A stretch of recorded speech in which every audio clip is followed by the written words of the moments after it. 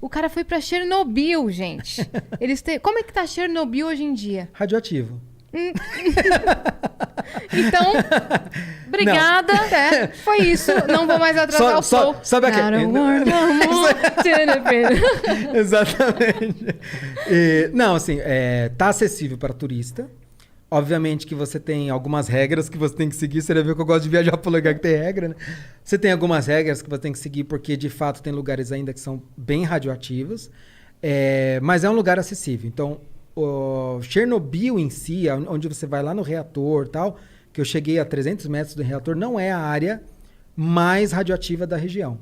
Então você tem, por exemplo, em Pripyat, que é a cidade que foi totalmente evacuada, você tem lugares ali onde é muito radioativo, onde tem aquele parquinho abandonado e tal. Você já deve... Não sei se vocês chegaram a ver a série que teve na HBO, tudo é muito legal. Eu vi que tem, mas eu não cheguei a assistir. É muito legal. A história ali também é fascinante, o quanto que eles foram, tipo... O quanto que o próprio regime ali, né, escondeu isso da população, o reflexo que teve. É na Ucrânia? Foi na Ucrânia. Uhum. A quantidade de pessoas que morreu por conta disso. Quantas pessoas deram, de fato, sua vida, consciente de que estavam dando a vida para poder conseguir salvar, de uma certa maneira, o mundo. Porque em um determinado momento, o calor era tão intenso e o magma radioativo era tão intenso que ele estava quase chegando ao nível de ter uma segunda explosão. Se tivesse uma segunda explosão, ela ia atingir um raio de mais de 300 quilômetros e a Europa inteira ficaria inabitável. Tem ideia de que ainda a Europa inteira se tornar inabitável? Então, assim, isso chegou a ter uma probabilidade significativa de acontecer. Uhum. Quando teve a explosão, a radiação pegou em quais países? A radiação, eles criaram uma zona de exclusão, que é onde a radiação se tornou realmente assim, completamente terrível, que é de 30 quilômetros de raio. É pouco. Mas cerca de 200 cidades em volta foram totalmente evacuadas. Uma nuvem radioativa, na época, ela passou por cima da Europa, ela chegou até a França. A Suécia, uma nuvem radioativa. Então, pessoas tiveram câncer na Suécia e na França por conta da radiação de Chernobyl. Isso porque foi uma explosão grande, porém ela não foi assim... Ela explodiu uma parte de um reator. Se explodisse o reator inteiro, mais o segundo reator, que é o que eles estavam com medo de que fosse explodir, aí sim isso poderia comprometer a Europa inteira. Uhum. E então pessoas... conscientemente do que estavam fazendo, foram lá e trabalharam numa área radioativa, morreram meses depois, mas sabiam o que estavam fazendo para evitar uma catástrofe maior. Caramba! Meu Deus. É uma história muito incrível. E você chegou a ver algum escombro da Guerra Fria, assim? Então, bunker, esse tipo de coisa? Lá em Chernobyl, tinha uma base secreta soviética que o mundo não sabia que ela existia.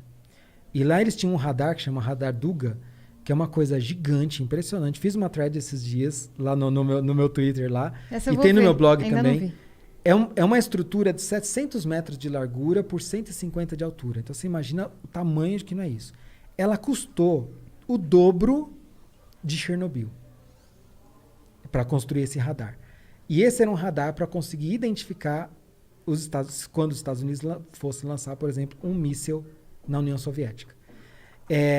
E acredita-se, inclusive, que Chernobyl foi construído naquela região para abastecer esse radar, de tanta energia que ele consumia.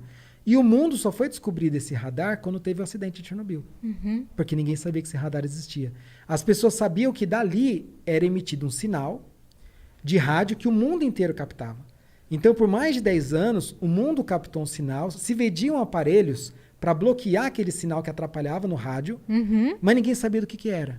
E quando teve o acidente de Chernobyl, que foram descobrir que foi exposto essa base soviética, eu fui conhecer.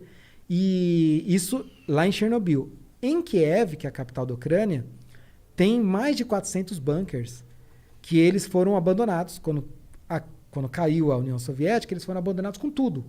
Então, a maioria desses bunkers eram simplesmente espaços vazios para a população poder fugir se abrigar no caso de um ataque nuclear. Mas muitos deles eram utilizados como escritórios secretos. E aí um grupo de doidos lá, desse pessoal explorador de cidade, que eles chamam de urbex, que são... Você já deve ter visto o vídeo daqueles caras que sobem nos prédios e gravam e andando na beirinha. Que dá uma agonia. Que dá uma agonia desgraçada. Então, são os chamados urbex, só que é da categoria dos climbers, que são aqueles que vão para a parte mais alta. E tem os diggers, que eles vão para a parte subterrâneas, que eles exploram cidades subterrâneas. Escavam?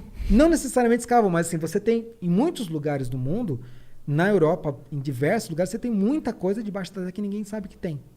E eles exploram isso. E eles descobriram esses bunkers. O que eles fizeram? Meteram os cadeados e deixaram tudo lá.